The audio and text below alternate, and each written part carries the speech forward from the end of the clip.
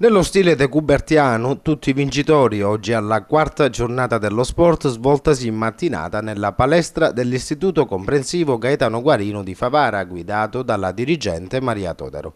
Protagonisti gli alunni delle classi di scuola secondaria che, guidati dalle loro insegnanti di educazione fisica, hanno dato vita a una sana competizione sportiva multidisciplinare. Dagli spalti ad applaudire provetti atleti i genitori che sono stati coinvolti nel processo di sviluppo motorio degli stessi allievi. Dalle esperienze maturate nel corso dell'anno scolastico, gli alunni porteranno nel loro bagaglio culturale i valori della lealtà che incarnano in toto i principi dello sport.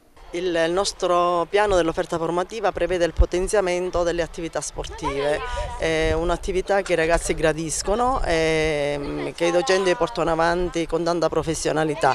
Oggi, a conclusione di tutte le attività, si è realizzata questa giornata dello sport, dedicata allo sport.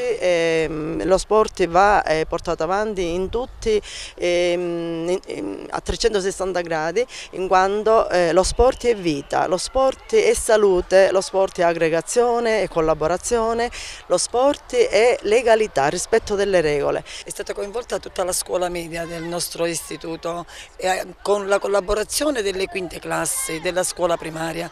È bello questo non perché dà lustro semplicemente alla scuola, ma perché c'è un coordinamento tra le classi quinte con la scuola media, novità che li abbraccia, li fa crescere, li fa conoscere tra di loro.